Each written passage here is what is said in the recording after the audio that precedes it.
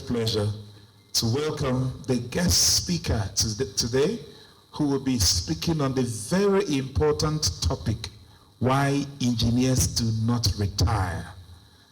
A distinguished Nigerian, an accomplished engineer, Dr.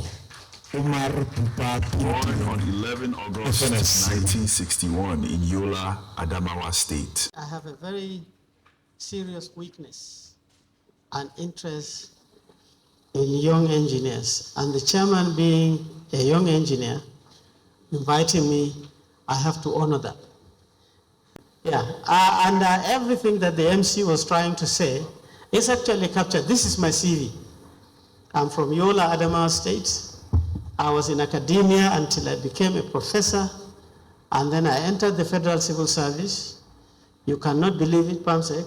I was the first civil servant who retired on the 8-year rule of President Yar'Adua. It's on record. But I was already a Director General then. But in the service, I served in the office of the SGF in many departments. I also was the Director of Sports. I was actually the person who recruited Samson Siasia when I was in Federal Ministry of Sports. And then I became a director in the Federal Ministry of Science and Technology. From there, I moved to NOTAB to become the DG. I spent 6 years there. And then I was harvested to go to Adamawa State, having no political experience other than working with something like maybe 15 to 18 ministers. And I went to the state government. If you have not worked with the state government, particularly with the political class, your life is incomplete. Sorry, Pamsek, so there's a need for that. Pamsek will soon join them. So I worked as a Director General there, but interestingly, I am now a retired academic, a retired civil servant, a retired public servant. If you wait for political appointment, you are wasting your time. If they call you, fine. If they don't call you, just get on with your life. So I became a social entrepreneur. What does social entrepreneurship mean? Social entrepreneur means investing in people. I checked all this career cycle that I've gone through. I realized that the privileges I had and the privileges I have to become a very successful engineer is beyond me. And therefore, I must go back and be able to, what most people say, give back. So, what I have done, this is one of my sample projects. Inside Yola town, very close to my parents' house within that community, I sold everything I had. And for a Fulani man to sell his cows is a taboo, but I did. I sold everything, my goats, my sheep. I even had 2 donkeys. I sold all that. And I put all the bits and pieces I had, and I bought, with the money I bought this piece of land in our own community. And I smashed it. Everybody thought, as a retired civil servant, I've now come home to build a big house and then live comfortably and so on and so forth. Little did they know what I was thinking of. When I smashed it, I then built this facility. Totally without any investment from anybody. I went as an engineer. I was part of the drawing of this facility. I was part of even the concretes and all the blocks. Despite the fact that I was an agriculture engineer, we did this ourselves. And then I put water system there. We drilled a borehole to make sure that that facility has water 24/7. I put 24/7 power source, and then I put comfort facilities to make sure that the whole place is comfortable. And I even partnered with Nigeria Communication Satellite. And I got a VSAT. And I installed it at the center to make sure that that center has 24/7 internet connectivity. And then I registered an NGO. And I called that NGO the Bindir Knowledge Development Center International. This is new with our people. Our people, particularly in the northern part, we are not good in philanthropy. You are just good for yourself. You can praise somebody to say, have you seen Dr. Bindir? Have you seen the new car he has bought? The man has tried, though. It's always you. Even if you got privileges, the road that they have allocated to your community, you will make sure that that road leads to your house. And that is just our index of. So when you start a non-governmental and non-profit organization of this nature, people think you are crazy, especially if you put any, but I registered it. And then I made the facility the headquarters of my own NGO. And one of the facilities in that building is this hall. You cannot believe this, just like I'm making presentation like this to you, I made a presentation to a group of companies, and the MD of Julius Berger was there. And when I finished the presentation, he offered me, he said, Dr. Bindir, I will put all the chairs and tables that we require in the center because of the objective. And I'm sure happy to report, Pamsek, that this was actually a donation from Julius Berger. And because of this, every single day in that center, we will take 100 children. 100 children will be seated in my center. We will be teaching them career guidance. I had never had any career guidance. There was no, my experience and my contact, I used to go to the offices, both at federal and state, collect all those computers and printers that are old. If you go to PAMSEC's office now, there's a corner where most of these, I beg them. They bought it and I carry them. And you cannot believe, we go to my center, I have 100 sets of screwdrivers, another 100 sets of soldering iron, and so on and so forth. And I teach these children at the age of 5 to 10 how to read a resistor. You know the color codes, if you remember the old technology. This one is K, this one is 100, this one, and they do. At 5 years old, I used to produce young people who can desolder a resistor off a circuit board and be able to actually decode the figure. I was doing that. And these children will also go on my computers. They will have interaction of things on the internet. They know WhatsApp, they know Skype, they know Zoom, everything for free. And so we do training for the children, free services for student revision, surrounding schools. We take their register, we have their data. You want to come and spend time? Because again, it's culturally. In our communities, the house is already full of people. You have 3 wives, 15 children, and there are only 4 rooms. How will these children revise? It does not even exist. So I offer them, come, we on the electricity, put the air conditioner on, free, they sit down, and then they revise. We give them career guidance, as I said.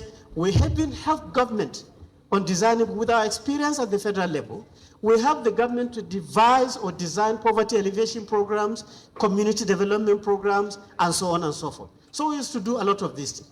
And we saw a lot of interest of the community.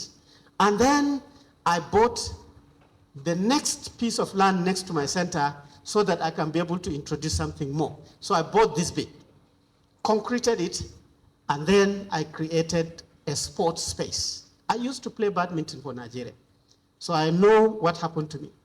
So I put 4 courts of badminton. I bought 4 table tennis tables. I have Scrabble, Ludo, chess, everything, you know, and I used to encourage the children to come. You don't know how catalytic this is to peace in communities. Sports, nobody bothers whether you are Igbo or Fulani or Yoruba or Christian or Muslim. Sports is, if you are good, you are good. People will go after you. If you are not good, nobody will call you to be on their side. And I used to encourage this, and I can tell you, we raised the sense of community living together. Parents were coming with their children to come and spend time there, and this is, again, is a new introduction in our system. But then, one part of the wall of that space, I painted it white. And I remember when I was a kid, and I'm sure Pamsek will remember too, there's something we call Majigi, that is at the chief's place. They used to show some kind of movie, you know, cinema, right? So that has died. That used to bring all of us together. We sit down and watch, whether it's Chinese or Indian, whatever they are saying, we don't know, but we enjoy ourselves. I reintroduced it at that space, but I don't show Chinese film or Indian film or Nigerian film or American film. I have a very, very young, active videographer in my center. He goes around to the community. He takes pictures of farmers, tailors, mama puts, all these market people and so on and so on, and he stitches it into a movie. And then every 2 weeks, we show our own movie. Come and see how local community shift when the tailor sees himself. He is talking on a movie that he is an actor. And the story is everywhere. Ah, have you seen me? And then, so each time now they see me, they want to be part. Everybody will come out, and then we used to show this. But I did this for a purpose. In that movie, I always inject something to do with the community development, whether it's to encourage the young people to study mathematics, English, engineering, medicine, or how to farm well, or how to plan your mama put business. We put a slot so that people are beginning to learn entrepreneurship and so on and so forth. And we've seen a lot of outcomes, improvement in the basic education, enrollment, and so on and so forth.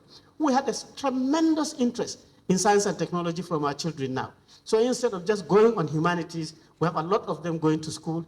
Entrepreneurial culture, we're improving that in our community, and so on and so forth. But the future, where I'm heading to now, is that particular center, I will make it into a social mobilization hub. Because I've seen how the politics are going. The politics sometimes is becoming more dangerous than actually useful. This center will now become a center where you can give people information, tell them what is happening, and so on and so forth. And then all these things, capacity and competence building, technology development hub, if you come up with something nice and you want us to help you to commercialize it, come to our center, we'll help you. Sometimes free of charge if you cannot afford. And this is highly illuminating. And you see now why engineers never retire. It doesn't matter if you leave the civil service. It doesn't matter if you leave academia, but you will never retire because your brain has brain of an engineer is a different brain. Why? Because as engineers, you are a different material. You are a solution provider, and so on and so forth. So I invite you to talk to me if you are interested. If you want one of these you can afford in your community, we can help you establish that. If you don't want one, that is your business. But you can partner with us. But we encourage you also, if you have exercise textbooks of your children and they are all grown up, give it to us. It will be useful to us, and God will reward you. When you die, you go to heaven. You know. So today, what I want to talk to you about why we never or we cannot retire. And the reason why I think this way is because engineers are well trained. You start competing with people to be professionally trained. You have skills, even if you don't know. Engineer is a skillful profession. And skills is you build it over time through practice. You don't learn skill.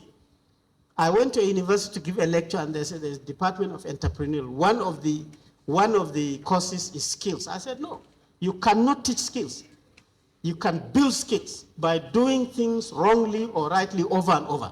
And engineers are there. We have competencies. There are very, very clear lines for civil engineers, agricultural engineers, mechanical engineers, and so on and so forth. We are hands-on and practical people. Even if you don't like it, I don't know how you behave at home, but anything that spoils in your house, something tells you that you can repair it. And then you just get on with it. Like me, I think since when I was undergraduate, even in our room in the university, I had spanners, screwdrivers, soldering iron everywhere. And they used to be bothered about because I'm not good at putting it together and hiding it. But our TV will spoil, I will open it. Sometimes I may not be able to close it, but it will work, and so on. So we are hands-on people, and we're very, very confident. The way an engineer can talk to people is different from other professions talk to people. We're we open our eye, but it takes a long time to breed this character. And therefore, you cannot breed this character up to a point, and then you say, I have retired. No, you never do that. So now, with this quality in you, engineers can actually, as I said here, can unleash the opportunities for sustainable national development. There is no country on earth that has developed to the level where they are comfortable without using their engineers. It's impossible. They never allow their engineers to retire, you know, and it is a very simple thing to measure. It is not a secret. If you allow your engineers to retire into non-entity, and then they're sitting under a tree, shucking sugarcane, eating kuli and groundnuts, and then you stand up to introduce, say, oh, hello, this is Engineer Bukar, this is Engineer Martin. And you look at him like this, that even you are not useful to yourself, you have just wasted investment. In countries where they never allow these people to retire, there are 3 things you can measure. Can tell. Number 1, those countries that never allow their engineers to mature, poverty is very low in that country. They don't allow children to be walking around without education. Those countries don't allow their women to die of maternal mortality, infant mortality, because their hospitals are very bad and the services are terrible. No. They don't allow their people to be drinking non-potable water, developing waterborne diseases unnecessarily, because engineers can solve this. They don't allow their system to have bad sanitation. You have typhoid all over the place, unnecessary things. This is a measure that engineers don't retire in this place. But anywhere you see poverty just rising, engineers are sleeping.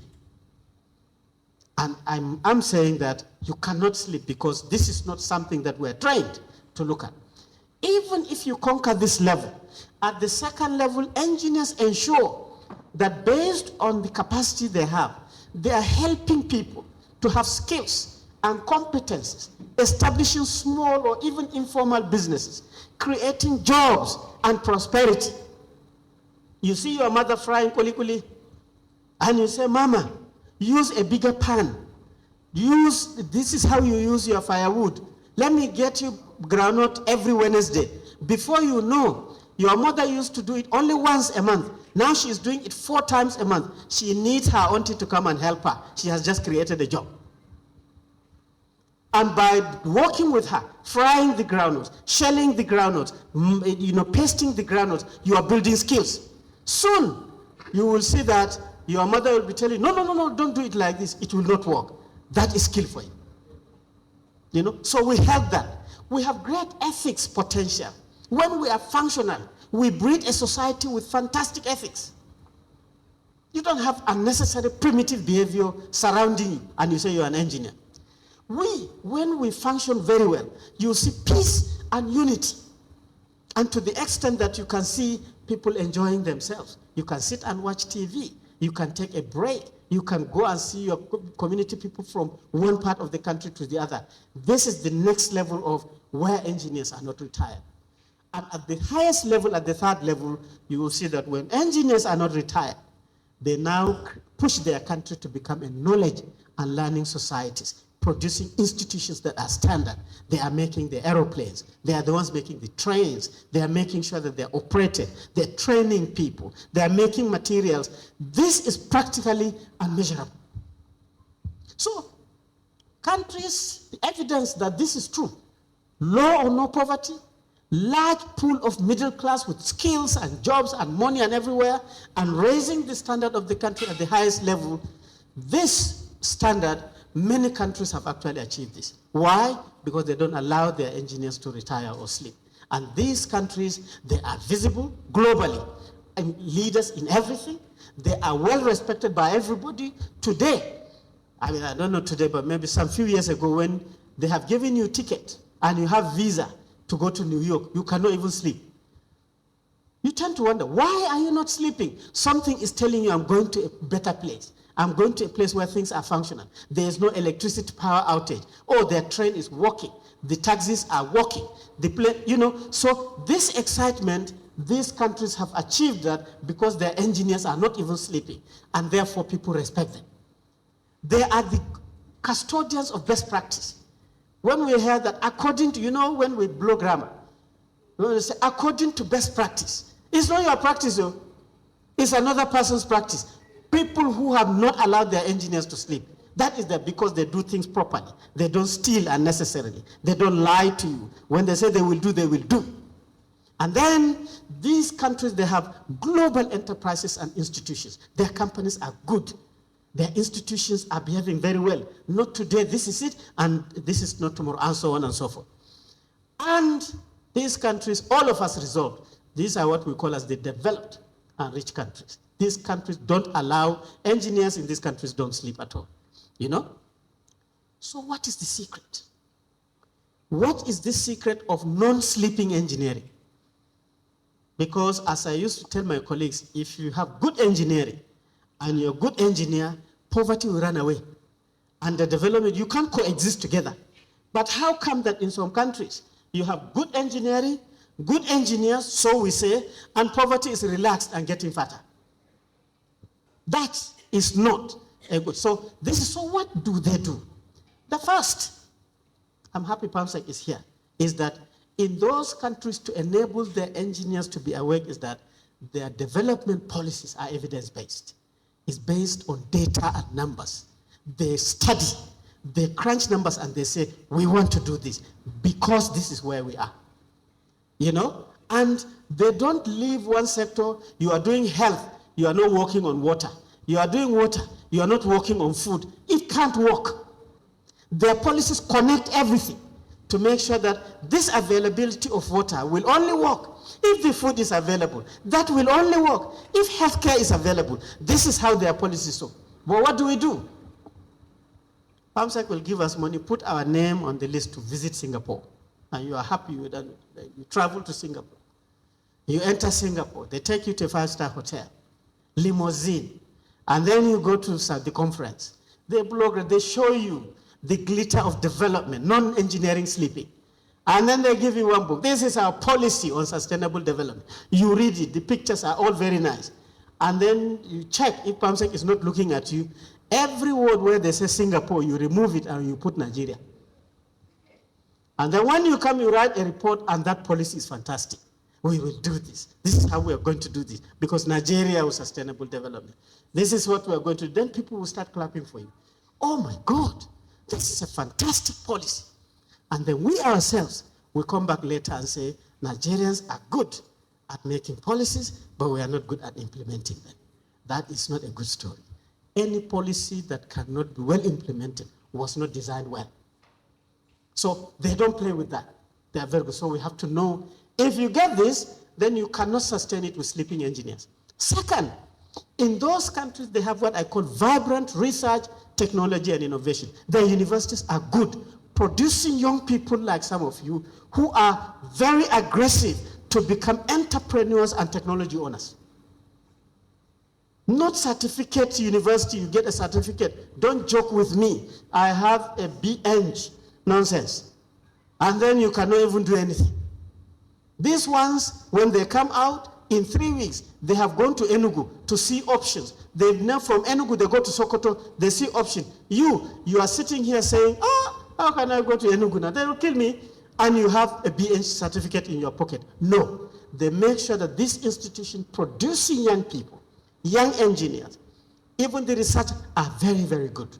And if you think I'm lying, take your device now, type top 100 universities in the world. You will not see even one in Africa. All of them are in these countries where engineers are not sleeping. 3, they have what is called as institutional systems of innovation. Institutions partner together to be stronger so that they can be able to be achieving their objectives. They don't argue, this is my mandate, this is my money. What kind of manner you are doing, implementing my mandate? Not that you are implementing this mandate, but somebody will just mention it in a paper. You will go and report him to the SGF. Okay, that man now, he is now implementing my mandate. I don't understand. You cause confusion all over the place. No. There is not one single agency anywhere in the world that can implement its mandate just by itself. You have to work with others. So they breed this system of innovation to be very, very efficient. And a very good example, PAMSEC is here, it's economic, is the core PAMSEC. You have these telephones that you have here. Every telephone takes your biometric to record you. The same you needs a passport to travel. When you go there, they take your biometric to record you. Then you want to do elections. They are also taking your biometric, card reader, and so on and so forth. Then population, they want to count you. You are doing biometric. You want to open account. You are just you. There are like 15 agencies that is constantly capturing your data. Yet, an insurgent will make a call and nobody knows where he is. These countries don't tolerate this. There's no way, unless you have sleeping engineers, retired engineers, when they are not, this will not happen. NIMC and everybody will come together and say, we need data for Nigeria, and you will get a data for Nigeria. Anytime you say, PIM, they know who you are, they know where you are, and so on and so forth. Then, In these countries, they have sustained research and development investment. They put a lot of money trying to brew knowledge, building engineering systems that can work year in, year out. Every of those developed rich countries, they have what is called as National Research Fund. At least 2 to 5% of their GDP. Their GDP is not like GDP of Nigeria, 500 billion US dollars. No, it's in trillions of dollars. Just their research investment is more than the total budget of Nigeria. This is only for professors to work on it, PhDs to work on it, to give them information so that they can be able to breed the engineering to move their country forward. We have to learn that we need this too if we want to change the fortune. So without wasting your time, you see here in those countries, I said if they have any raw material, solid mineral, oil, or agriculture, they don't take the crude out of their country. Engineers of other non-sleeping engineers in other countries will break the crude, bring the diesel, bring the petrol, and then we'll fold our hands, we now get the petrol. And then if the petrol is not arriving on time, we abuse our leaders. No, it is that expertise, the engineering, that is lacking. We're sleeping, we are retiring. If we were not, we too, we will dig it, we will process it, we will crack it and break it, we will get all the bits and that is where the jobs are. That is where the skills is. That is where the wealth is. And that is how you raise the profile of your country to the next level, and the poverty will be very, very small, insecurity will disappear. Then you have prioritized technology acquisition, focus, and mentor. Those countries, they focus on certain areas that they have a comparative advantage, and they grind it to become the best in the world. The engineers will recognize, for example, agriculture. Everybody speaks about agriculture is the backbone of the economy of this country. If it was true, all civil engineers would have been agricultural engineers, because they will be studying how to make agriculture strong. All mechanical engineers will have been studying how do you make the tractors, the implements, the storage system, and so on and so forth. You concentrate on this, but in your discipline. And then agriculture would have been at the highest level. Not like now, you will see later. From Bayelsa to Maiduguri and Sokoto, every single agricultural system is hoe, bush knife, and cutlass. And we say, yeah, we are agricultural engineers, and we are not sleeping, and we have not retired. We are sleeping, and we have retired. So I left all this, you can read the paper. In the early decades, these countries that I have described to you were only in America, and North America, and Europe, only. And they dominated everything. You want train system, you must go to them. You want nice roads, you must go to them. Because either you are not producing engineers, or your engineers are actually not functional, or they are retiring and going back to normal. When I go to Yola, I meet my brother. He's an engineer too, electrical engineer. Now he's gone back to farm. He's farming exactly the way my father farmed. So I used to query and say, yeah, what is happening? You should do this thing a little bit different. He is now carrying hose, he is taking his children, he is bending down, he's sweating, and then when they come to harvest the rice, they are cutting the rice, put it down on the ground, hammer it with stick, mix it with sand, and then come and complain that Nigeria has stones. After all, rice is not growing inside the soil. I say, why do you do this? Be a logical person now. He has retired. If you don't want that to happen, then engineers cannot retire. So these are the people, and then globalization came because slavery disappeared.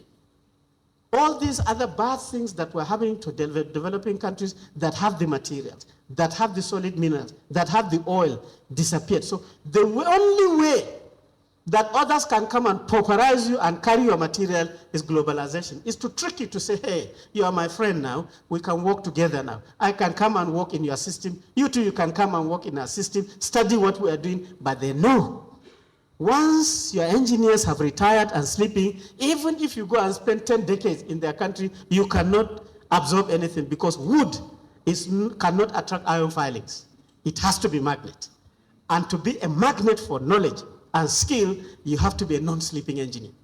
So they just tell you like this, come on, don't worry, we're friends. And then we accept. But you see, some countries said, hey, this globalization, so it's a window, we can enter, they can come in. So they started following this merit, good institutions, institution system of innovation, investing in R&D, and so on and so forth. And then they adopted all these, and then they started becoming better. many in Asia, many in Oceania, and many in South America. And these are the countries that we now call emerging countries. Their engineers have woken up, and their engineers have decided not to retire and sleep. They too now, they are beginning to showcase this arrogance of non-sleeping engineering. They are now respected globally. They have best practices also, and they're making equipment. If you look at around here, in those days, even marble like this, you have to get it from England or Italy or whatever. Now, you can get it from this second generation developed countries. Should I stop? Sure. Okay. No, Chairman, should I stop? If you say I'm taking too long, okay. So they too, they started mimicking this. They are making cars, they are making trains, and so on and so forth. Why? Because they copied that. Now their engineers don't sleep anymore. But then, many countries did not take advantage of globalization till today. And that is why we are poor and vulnerable. Yes, we have universities. Yes, we have faculties of engineering. Where are the engineers to make sure that this poverty and vulnerability disappear? They are retiring and they're sleeping, and even the teachers are now not even teaching very, very well. And this is the group of countries that are behaving this way. Develop, least developed, or whatever. And this is the characteristic that we have. We are globally blurred. They don't see us at all when they are meeting and deciding. Nobody respects us. You know, they can do anything they like with us. We are custodians of bad practice. Anytime they want to say, this is not how to do this, and then they'll give example with our country. They don't do the way Nigerians are doing, you will not go anywhere, and so on and so forth, you know? And unfortunately, this is why our country, this is the main reason why I say I will make this presentation. This branch is a source. I was going to make this presentation at the AGM of the Nigerian Society of Engineers, so that everybody will know their level. But you are the first.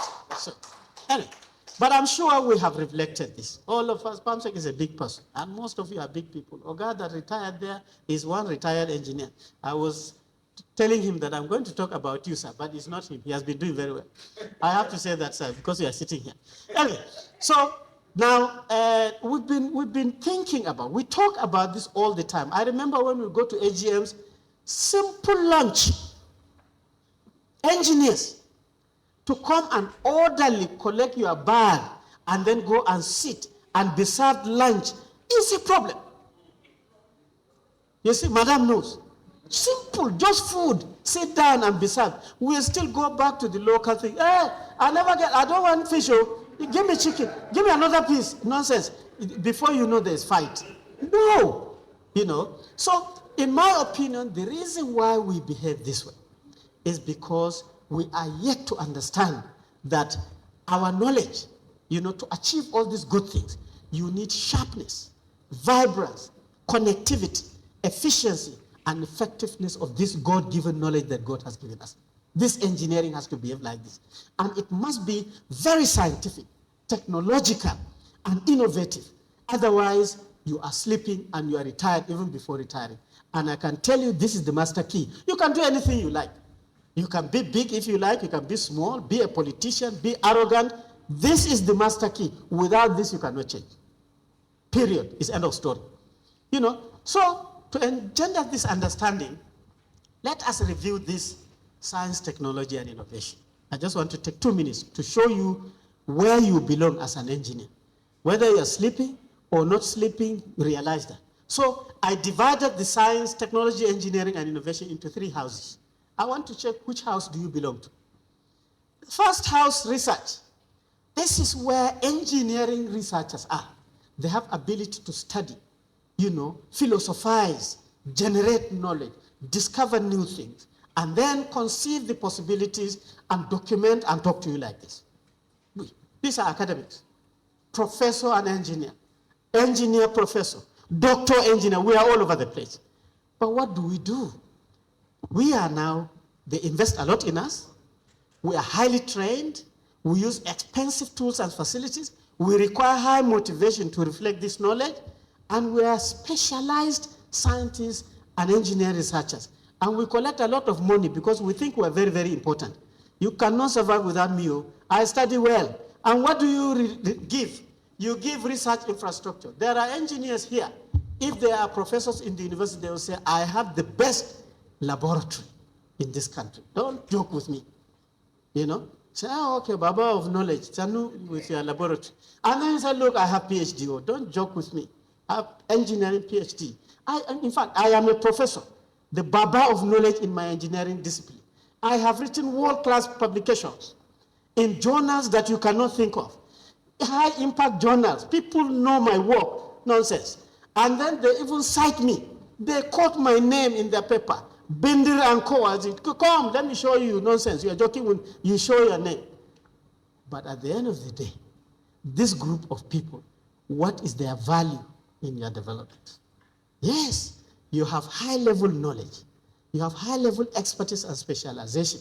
But if you concentrate on producing only these type of engineers, you still have to import rice from Vietnam. Nothing will happen to your agriculture. Nothing will happen to your healthcare. It's just powerful people who are knowledge workers. So you need to do something to it. Or you need to add people. Or you need to change or deceive these people to behave differently. That is what takes you into the house of engineering and technology. In the engineering and technology house, the people here are specialized and they have ability to transform the knowledge into socio-economic solutions. So liquid crystal display as a science material is nothing. But when you bring it to the workshop and you're pressing it, you're exciting it with controlled voltage, and it's beginning to show you colors, then something tells you that something might be useful in this. Then you are now beginning to shake your head that, yeah, this can be well. The same thing with cleaning water. Same thing with designs of investment. Same thing with seeds. Same thing with plows and everything. It's like that. They just said that behavior of soils in Oshobo is nothing. But yes, you can use that paper of behavior of soils in Oshobo to actually start designing plows and harrows and drills and so on and so forth. This is now in this house of technology. But then, the people are very good engineers and so on. They are highly skilled in transforming knowledge. They show you proof of concept. They show you prototypes and pilot plans. They show you the possibility. Many of us agri-engineers, if you worked in university, the back of your workshop, you will see heaps of machines. I call it the cemetery of output from agricultural engineers, our faculties of engineering. Plenty. Then the dean will come and show you. You see this one? 10 years ago we worked on it. The thing can make choco. And then it's just doing, come, let me show you. You see this one here, it can do so, and so, but it's not doing anything. You are still importing choco. You are still importing seed. Now, this is where we start missing it and slipping off.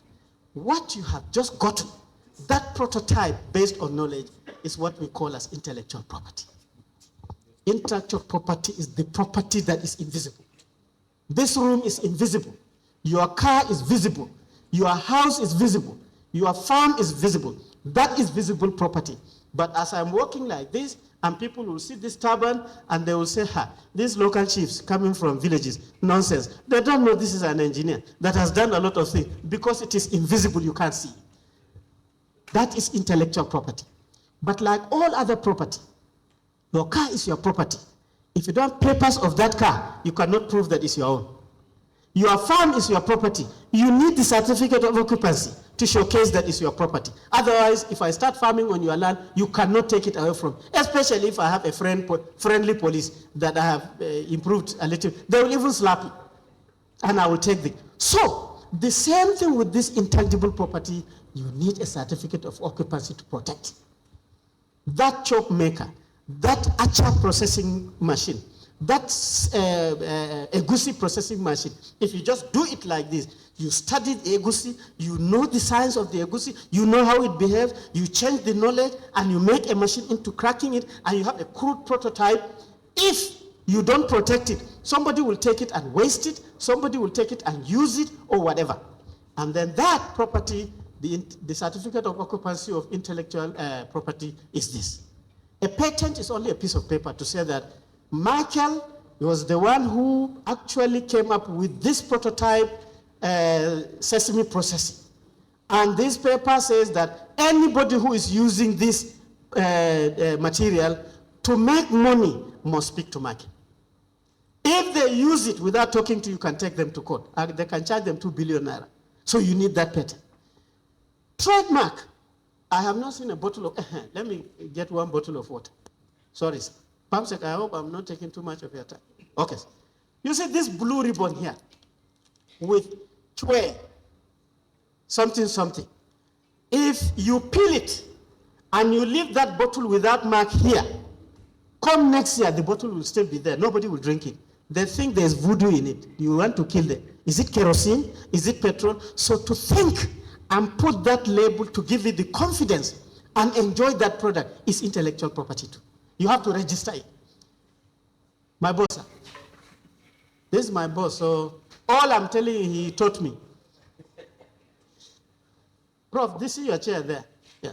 So, you see, so then, industrial design. You see the design of the bottle here, the package? You see the nice design of your telephones? It doesn't change the electronics inside. It's just nice to hold. It glitters. If you are a man, women will like you because of your phone. If you are a woman, men will love you because of the shape of your phone. That is also technology, how to design that with nice material. It's called industrial design. You have to register that too and be able to get the certificate that this is your design. Trade secrets. My mother has a lot of this. You know, trade secret is that you know how to do it. If you tell people, they'll go and do it and they will leave you behind. So shut your mouth. You know, my mother, when I was young, she was the best akara making woman in our community. And I'm telling you, when she puts her pan to fry the akara, she will put oil and put firewood and she's sweeping. And she's sweeping like this, and then she comes and looks at the oil. She cuts onion and put it and see the movement of the onion. She said, no, it's not ready. She continues sweeping until a point when she sees the onion is ready. She gets her own bean paste. She will fry the akara, nice, everything is done. We eat it and go to school. Now then you come as an academic engineer, you say, I will commercialize this. Nonsense. Then you say that I must know this temperature. You go back to the university. The first thing you will do is to create a research team. 3 professors, 3 PhDs, 3 senior lecturers, and then you give them 2 or 5 million naira to get you that temperature. Then they work hard. They will buy thermocouple. They will buy viscometer. They will buy all sorts of things. Then they will come up with that temperature. They will say, try it. Then you do your paste, you fry, and then the middle of the bean cake is not well cooked. Say, professor, this oil is not. This is when you know how a professor is. It will tell you that the viscosity of Oshogbo oil palm compared to the viscosity of Jalingo oil, they have variation that is environmental, and this has to be determined. We need more money, sir. Okay? So now, with my mother, after doing it all over since we were kids, if you just tell people, this is how you do this, you have lost that technology. And this is not just akara. It is if anything you do, there's something that if you don't tell people, they will not get it right. So close your mouth. That is also intellectual property, and so on and so forth. So, but this intellectual property, what is its value? So you have a patent. Professor Onwalo has so many patents. Professor also here has so many patents. I have so many patents. But the patent, that piece of paper sitting with you, is only your liability, because every year you have to pay the patent office to keep the patent alive.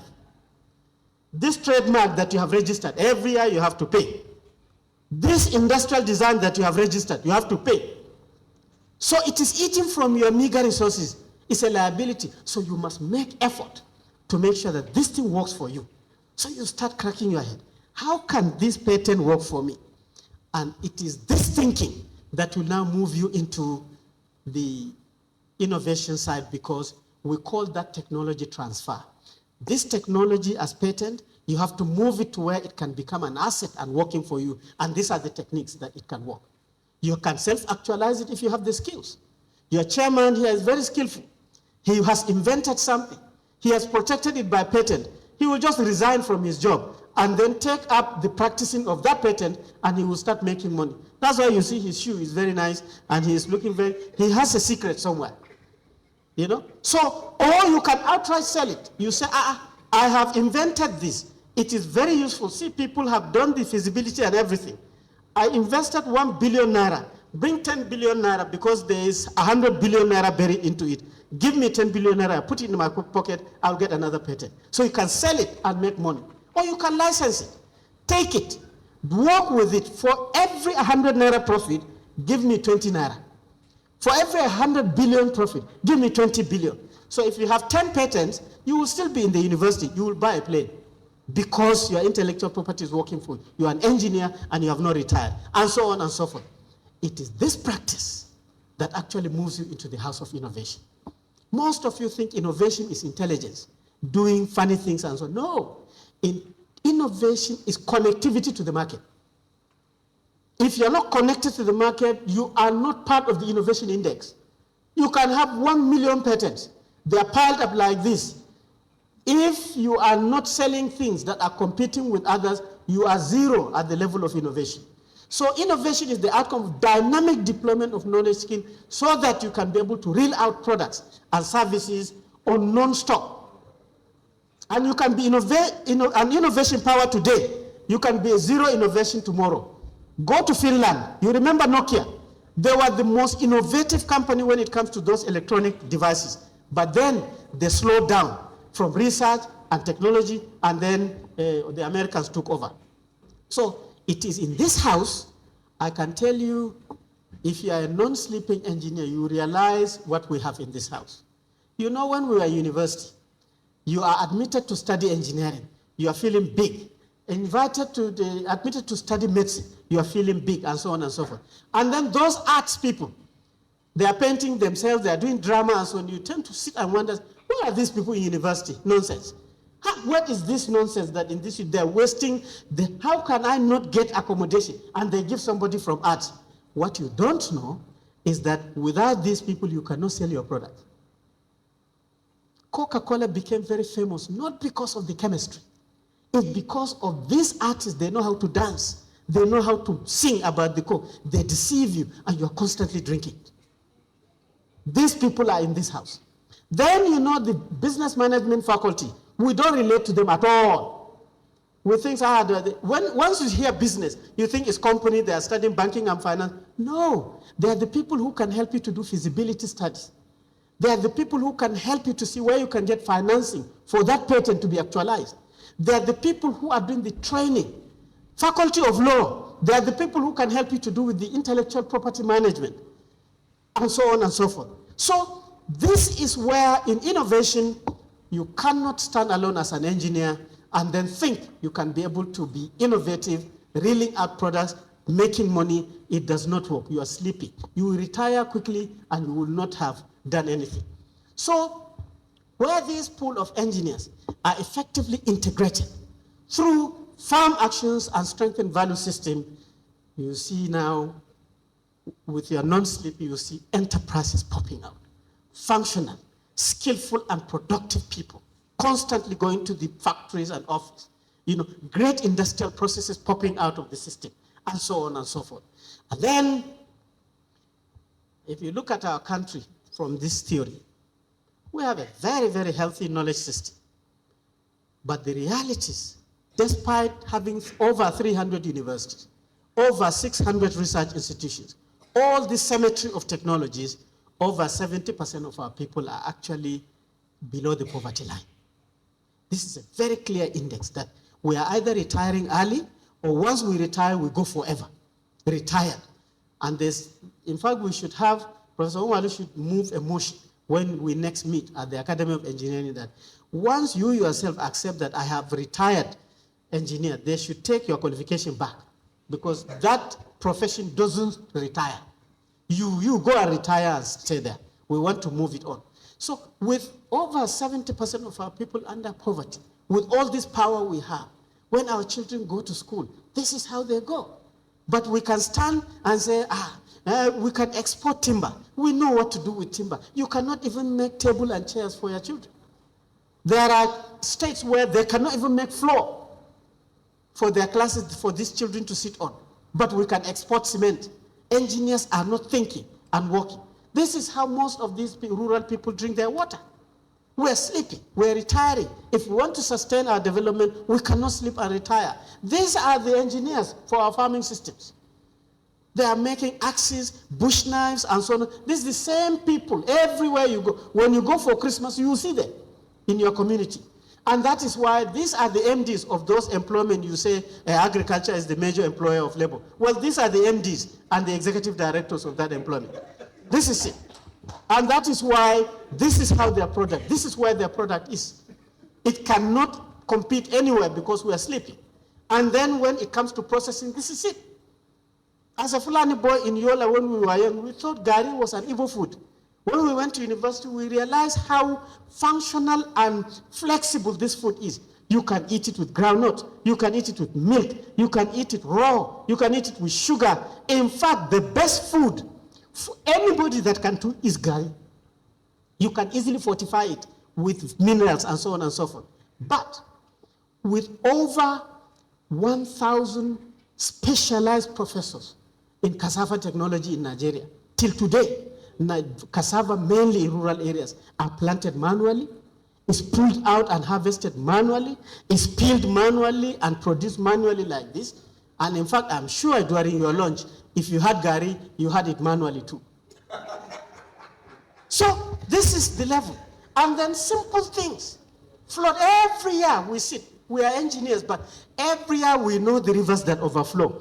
We know the areas that are getting flooded. We just lament and we are sleeping. The flooding is a yearly activity. It's like waiting for a ceremony to happen. Our cows are like this. Cows are for 2 products or 3. Milk.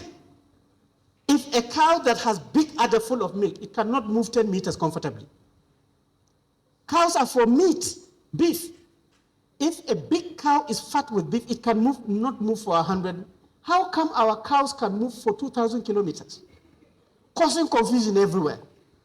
We are not working, but how do you produce those cows?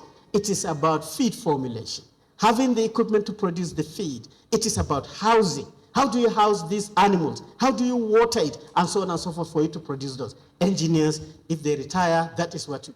In rural areas, this is our supermarket. Just open confusion all over the place. That's how, even when they try to produce perishables, this is the level. In fact, in our suburban areas, even if you try, the sanitation is just terrible. Our young engineers, when they graduate, they don't even know what they have graduated. They start selling things on the streets of Lagos and streets of just unnecessary. Then they will tell you that, okay, I graduated mechanical engineer in University of Nigeria, Azuka, and so, sorry, Prof. This is just what I can do now to keep body together and blah, blah, blah. Then, but you see, these things are happening because of a reason. And the reason why it's pushing our engineers to retire is, it's not that we don't know science. We know science, but our science is not working for us. It's not that we do not know technology. The technology is not coming from our science. And it is not that we do not know innovation. Everybody here has a smart device. Not one single one is actually manufactured in Africa.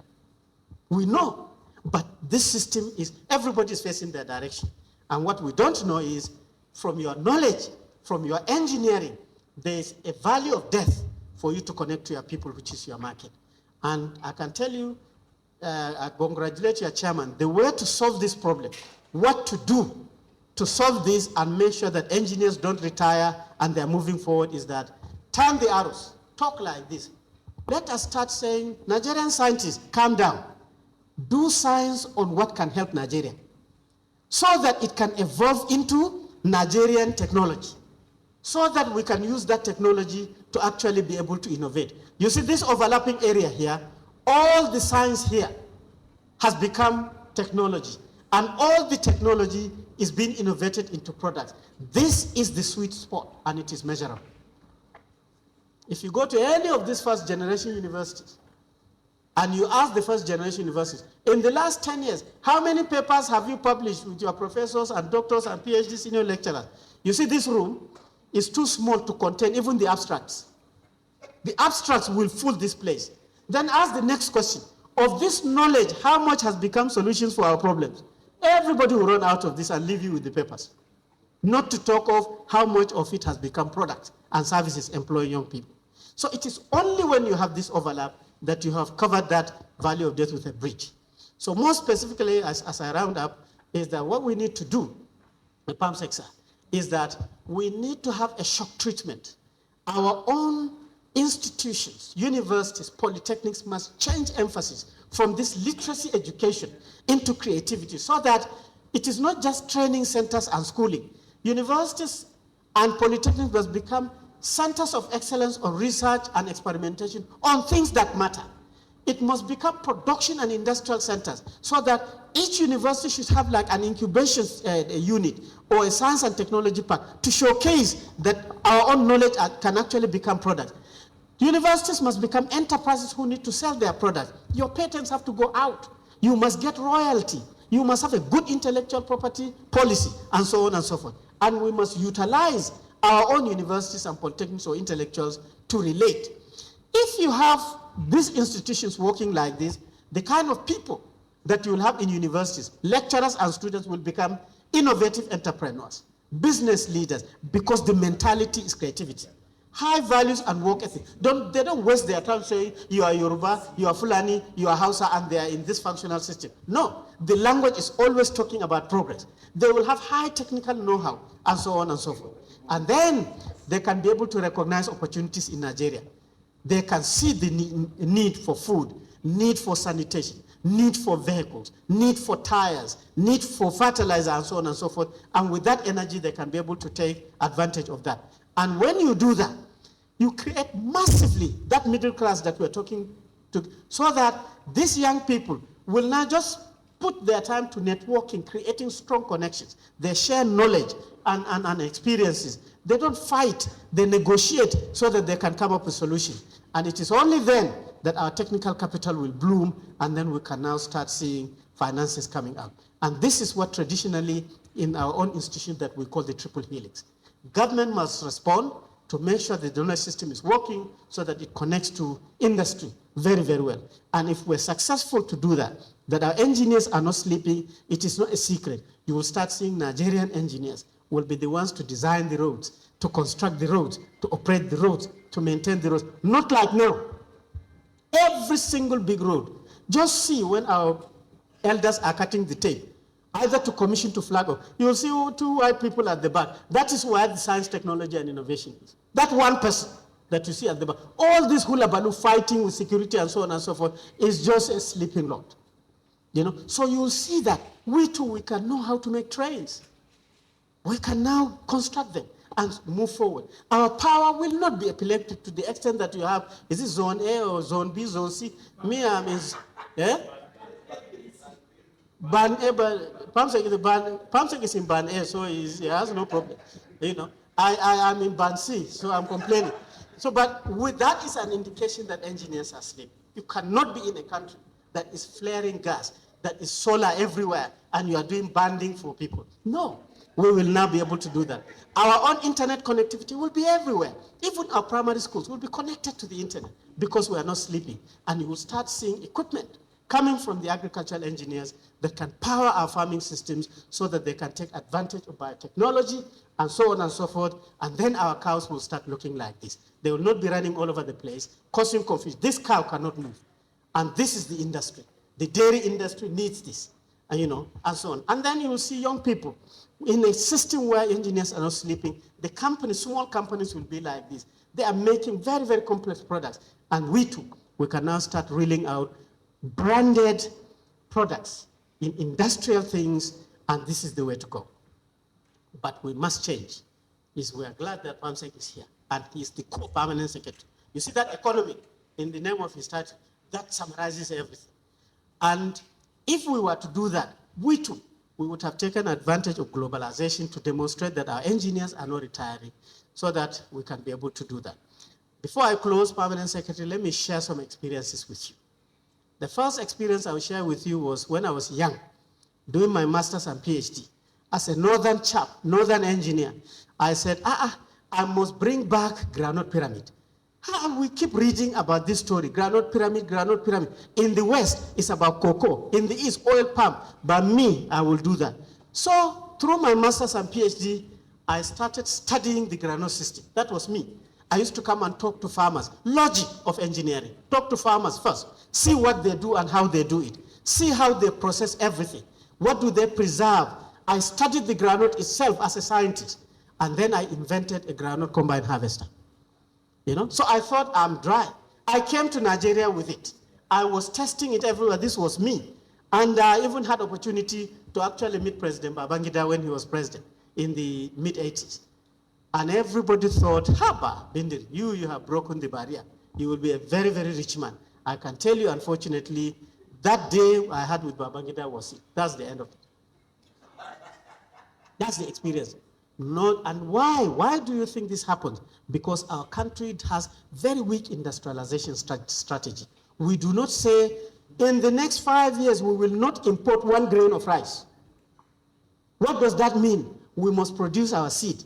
We must know how to plow it. We must know irrigation. We must produce the equipment. We must do this and this so that close the gate and rice will just do that. We don't have that. Secondly, there is no funding as venture capital or technology risk fund in Nigeria. So I advise the PAMSEC to float, to push as an engineer that there must be engineering development fund somewhere. Just like you have TED fund, you have sugar development fund, there must be this engineering. Otherwise, we will all retire and sleep. Then we must raise the profile of our intellectual property system. At the moment, it's very, very weak, PAMSEC. It even scattered. Patent office, trademark registration, industrial design registration is in the Ministry of Investment. NOTAP is in Ministry of Innovation. Copyright is in Ministry of Justice. Even by dislocating these is a problem because we Nigerians, we do not have the system of innovation working. We are constantly fighting because of territory. So that has to change. We have very weak commercialization strategy. There is no university that has a strong intellectual property policy to encourage their engineers with resources to actually commercialize their inventions. It does not exist. And then we have very weak technology entrepreneurship support. We don't, even if you see something that is fantastic, it doesn't go. So I qualified my MSc with my PhD. I diasporaed to the Southeast Asia.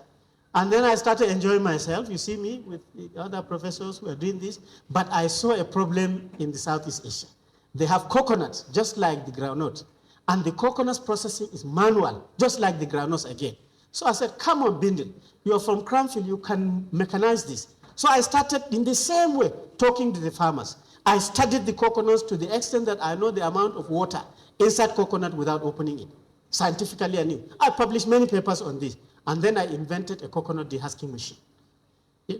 Then this thing flew because it solved an industrial problem in that area because they have all this. They have industrial strategy. I got so much money to the extent that I have to return some money to develop this in the interest of the system to develop. They have strong commercialization strategy. Everything that we don't have, they have. And I was running all over the place, making these machines, testing it in different models, and at the end of the day, we had an industrial machine produced by an industry, and I was even getting some of the royalties when I came back to this country. Clear, I had these two experiences. Also recently, PAMSEC, I studied to demonstrate. I will close now. Yeah? You are signaling me to close. Okay. So I saw this challenge of 20 to 30 million children out of school. Engineers cannot continue reading this on newspapers. And then you go and sleep. It will not work for us. So I started a research program. I am telling you throughout Nigeria, because once you hear out of school children, something tells you that it is a northern Wahala, Almajiri. No, everybody has it. I took this picture in the East, interviewed most of these. Some of them have never been to school. This one, I interviewed in Yoruba land, in Oyo State. They have so many of them. This one is in the Niger Delta, on the beaches. I was there. I took pictures with these young people. This one is in Kaduna. This one is in Kano. This one is even in Yola. If you don't do anything to this, they are 15 years old. Leave them for the next 10 years. They will be 25. They will show you that you are an engineer, you are sleeping. Nonsense. So I see all this. I studied all these numbers, and they are very, very alarming. I realized that there is no way you can solve this. So I drifted. I said, let me work on the narrow Almajiri scientifically so that maybe I can make a field. So I now started studying the Almajiri. Unfortunately, this Almajiri, it catches you too early. If you don't do anything, it has already destroyed the child. And you are learning a different language, different everything. This, I took it in Katsina. These young people, 15 years old, look at what they have. That's all they have. And I realized that we're sitting on a time bomb and we're calling ourselves engineers. So I started the engineering research. Goodluck Jonathan had implemented like 151 Almajiri schools. I visited all of them to see what is it, the innovation. But I can tell you, if you go into this, you see exactly the same thing. The politicians have gotten the contract, they have constructed the rooms, but the actual cream is actually exactly the same thing. Some has managed to put uniforms and mats so that it looks a little bit politically well. I was there. So I took this picture so that you don't say that I'm lying. See me, this is me. You know, and I know how to read this. So I started looking at the alloy itself, the wooden alloy. I said, let me put a bit of engineering. I studied it and I chose a particular dimension. I took it to my house. And I can tell you, this is me. I have a small workshop in my house. I started working on it.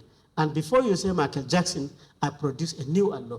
And I put a digital device on it. And I protected it. I took a patent on this. And then I started the prototype. I'm very good with AutoCAD. I started developing the 3D models, different shapes, and so on. I made so many prototypes here and there. I went to China to develop this product. And at the end of the day, we came up with the first model, you know. And the idea is, we came with the first model, we started doing the field work. I went to Sokoto, Katsina, Gombe, Bauchi. This is me in a school. We went and we studied. And what is it? The alloy is that on the digital device, you can have the Quran. We split the Quran in 300 modules into bit. But because now digital know-how is there, you can make video apps of these 300 models, and you can teach the children by themselves. You can teach hadith, the saying of the prophet. But then you can now inject real work. English will be on that. Arithmetic will be on that. But you will also put ethics, how to greet your mother in the morning, how to respect your elders, how to carry bag when your father is back. But in addition, you can now put entrepreneurship onto it. How to prepare a gusi, how to prepare kununzaki, how to sew your dress. All because you are an engineer. And you see, if you look at it, I started getting some people saying, this Bindir, you know Nigeria. They will say, you want to solve the problem of your Almajiri brothers. What about we Christians? The design is that you see that top is the only thing that makes this palatable as a Muslim thing. You can remove it, and every child can actually do it. This one, don't install the Quran. Don't install the Hadith.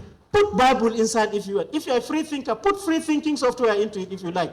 But the idea is you can now fold this and be able to give a child a total package up to university level that you can teach the child under a tree, you know. So it's there. I told you that engineering alone is not enough. I got the badge. I went to Lagos. I went to his concert. I asked the organizer, I want to see this man. We went to the back, I met him. And I said, the band, yeah. He said, oh, my brother, my name is Dr. Bindir. That doctor made it, he respected me a lot. In fact, I put, my name is Dr. Engineer Bindir, so that he knows that I'm not an idiot. So then we became friends. I called him to my office. Now, anywhere the band sings, he has this unit. He sings with it. He's part of it. This is how you popularize it if you can. And so on this alone, you can have a number of apps on it, like I told you. Juice. You can make a video, buy a pineapple, chop it like this, remove the bark, cut it into pieces, use some devices, and before you know, you have an industry that is natural orange juice. I tried this. I did it in my kitchen. In 1 single hour, you can train 100 children. In my center, we are doing this. Or you can do flavored yogurt. Aminu and Nyako, we bought yogurt, and then we know on the internet, you can see how they make jam and so on and so forth from all our fruits. And we made it in my own center. And when you mix it, you have this flavored yogurt, everybody that is buying from our center. And then we devised a mobile entrepreneurship unit. And on that, you can do a video on how to make akara. I did this in my kitchen after only 1 lesson. My sister said, soak the beans in water. I did the soaking. Rub it, the skin will come out. I dehusked it. Put pepper and onion. I put pepper and onion. Blend it. I blended it. Stir it very well. I stirred it. Start frying it. You will see bean cakes coming out, and bean cake came out. This can be put on that device, and it can change the life of these children. And imagine if you can do it with all this. How do the entrepreneurs in sugarcane? How do you fatten goats? How do you fatten sheep? How do you do suya? Mama put, what is the process? You know, how do you fry plantain? The barber, local barber, put a video up so that these boys that you see, the Almajiris, they can now turn into entrepreneurs. The girls that are plaiting their hair, how to sell orange. All these ideas can actually be put as applications, and you can put it as part of the device. And now solar energy is available. We've done it in our center. You can charge it. In fact, putting these apps is an enterprise now. You can go to a place and say, can you put akara and kunu and so on my device? It costs you 100 naira. They will put it. And we are now trying to see how do you lock it that you cannot copy it. Still, my boys are working on this. So you see, retirement is not an option if we want our country to develop. And I recommend that we have to build this high-tech culture. We must change our language if we think politicians are our problem. Instead of telling them about research, about papers, about patents, and commercialization, just tell them that we can be able to create 1 million technology jobs. You will see them coming to your office because that is very, very political. And show them that from our agriculture, you know, our own cassava processing, oil processing, drinks making, all this machinery that we're making, we can actually generate with this 1 million jobs very easily to help your politics. Maybe they will talk to us nicely and be able to prove. Two, we have to think out of the box too. We have to link our research to industry very, very seriously. This one, I will take your time, but I think Pamsek has said enough of it, and I will jump it to somewhere here. 3, I even have my own innovation agenda. I call it Agenda 1777. The one on the 17 is that let us stop talking about all these. Engineers don't have sentiment. Let us continue wherever we do that. This country is one. That is the Agenda 1. If you don't do that, you will lose steam on something useful. So Nigeria must be one. Let us say in the next 7 years, we must take a resolution. So 2026 to 2033, something has to happen. Let us say that we will give the world 7 branded Nigerian products. From our own neem oil, from our grass cutter, from our salt. Let us decide on what we can give the world so that they can be able to respect. In this Gari and so on, nobody is competing with you. Just get on with it and do the engineering. The first 7 is that, third 7 is that using those, we are going to give the world 7 multinational companies. We had Zynox. Before Zynox dies, let us put an IT company on the globe. Computer Warehouse Group is a software company. It's a local company. It is now operating in Ghana, South Africa. Let us not allow it to run, and so on and so forth. Innocent is right at the bottom there. They can actually go ahead and do real innovation in automobile. Number 4, when we do projects, let us please, I should stop. When we do projects like the coastal road, like all these big projects, let us not continue giving it to international consultants, doing the engineering, doing the design. Let us give them the jobs if we think we don't know, but let us join them with our engineers so that we learn. The next one, we should be able to do it. Number 5, we should have exhibitions to promote our things intensely. And we must also be able to encourage our country to have that research fund. That research investment is very, very important. We must come as engineers to do that. And then number 7, we should encourage our leaders. At the highest level, let the president be the chairman of the Innovation Council. And let us encourage governors to actually be Innovation Council chairman at the state level. I think if we do that, in the next few years, NIAE can help Nigeria to gradually be growing. You have to grow slowly. And maybe at some point, we can be able to demonstrate that we are not sleeping and we cannot sleep. And I hope this brief presentation has demonstrated to you why engineers can never retire or sleep. Because it is only us that will unleash the opportunities for national development to evolve a modern, competitive, united, and globally respected Nigeria. I hope somehow you have gotten something out of it. I thank you very much for listening.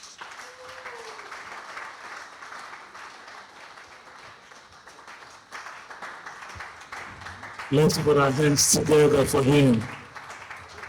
A certificate of appreciation to my Oga, my senior brother, my uncle, Engineer Dr. Umar Bindir. Sir, this is in recognition of your services to agricultural engineering. Thank you, sir.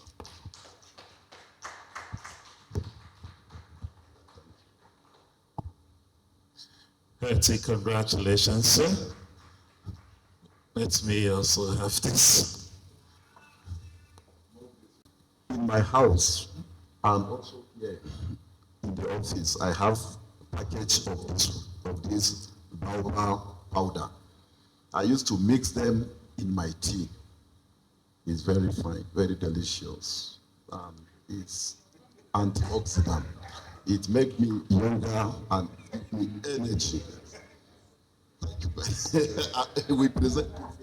Surprisingly, this is my best soup. So I will soup it tonight.